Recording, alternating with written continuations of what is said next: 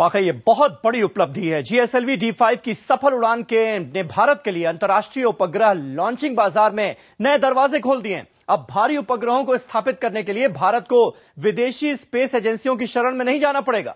यही नहीं, भारत खुद दुनिया के तमाम देशों के भारी उपग्रहों को जियो स्टेशनरी सैटेलाइट यानी लगातार धरती के खास इलाके के ऊपर बने रहने वाले उपग्रह को लॉन्च कर सकेगा। मगर यह सफलता आसानी से नहीं मिली है। क्रायोजेनिक तकनीक में महारत हासिल करने से पहले कई बार हमें नाकामी मिली, क्योंकि यह तकनीक बहुत पेचीदा है। आइए देखते हैं आखिर क्या है क्रायोजेनिक तकनीक। 5, 4, 3, 2, 1, 0, +1,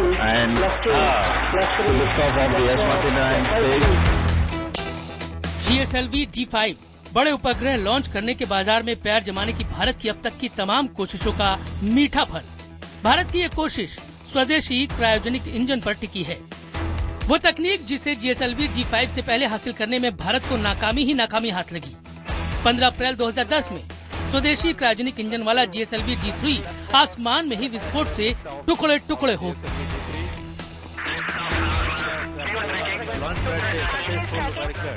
GSLV D3 की नाकामी ने इसरो को साफ पैगाम दिया कि उपग्रह लॉन्चिंग के अंतर्राष्ट्रीय बाजार में बड़ा खिलाड़ी बनने के लिए बहुत कुछ किए जाने की जरूरत है।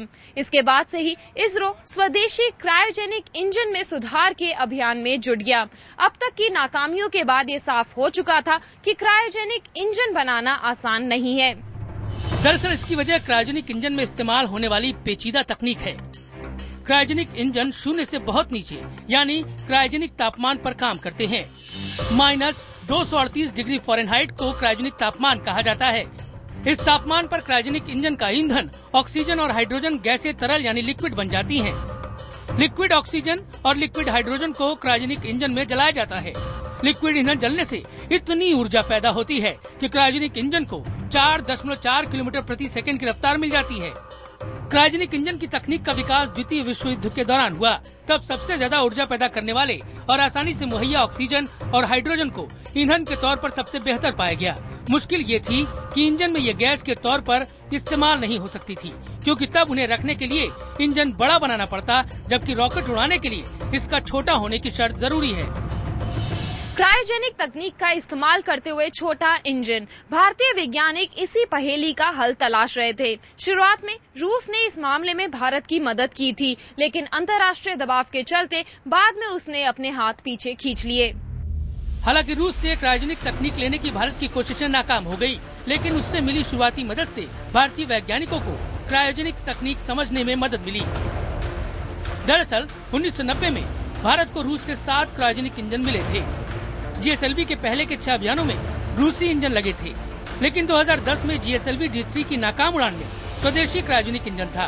इसके साथ ही 7 GSLV अभियान में से नाकाम अभियान की संख्या 4 हो गई। 4 नाकाम उड़ानों में हर बार असफलता की वजह अलग रही। 2010 में इंजन का फ्यूल बूस्टर टर्बो पंप नाकाम हो गया था। बाकी मामलों में कभी फैब्रिकेशन की चूक हुई तो कभी गुणवत्ता आड़े आ गयी। अप्रैल 2010 में GSLV D3 की नाकामी के बाद इसरो ने स्वदेशी क्रायोजेनिक इंजन की पूरी डिजाइन में ही बुनियादी फेरबदल किया। इसरो जहां पहले CE-20 क्रायोजेनिक इंजन का इस्तेमाल कर रहा था, अब उसने CE-7.5 इंजन का विकास किया। इस इंजन के फ्यूल बूस्टर टर्बो पंप को दोबारा डिजाइन किया गया। यही नहीं, रॉकेट में क्रायोजेनिक इंजन को और सुरक्षा देने के लिए GSLV D5 की डिजाइन में भी बदलाव किया गया। सबसे खास बात यह है कि 27 मार्च 2013 को GSLV D5 में लगे स्वदेशी क्रायोजेनिक इंजन का पहली बार हाई एल्टीट्यूड टेस्ट किया गया। इसके बावजूद 19 अगस्त 2013 को बिल्कुल आखिरी वक्त पर GSLV D5 के सेकेंड स्टेज में लॉन्चिंग से ठीक 74 मिनट पहले लीकेज का पता लगा। अगर इस लीकेज का पता नहीं चलता तो D5 रॉकेट का हाल भी D3 रॉकेट की तरह ही हो सकता था।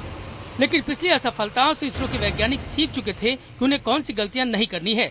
इसलिए रविवार को ही सफल उड़ान किताबों में जिक्र की जा सकने वाली क्रायोजेनिक रॉकेट की सटीक उड़ानों में से एक रही। Bureau report IBN 7।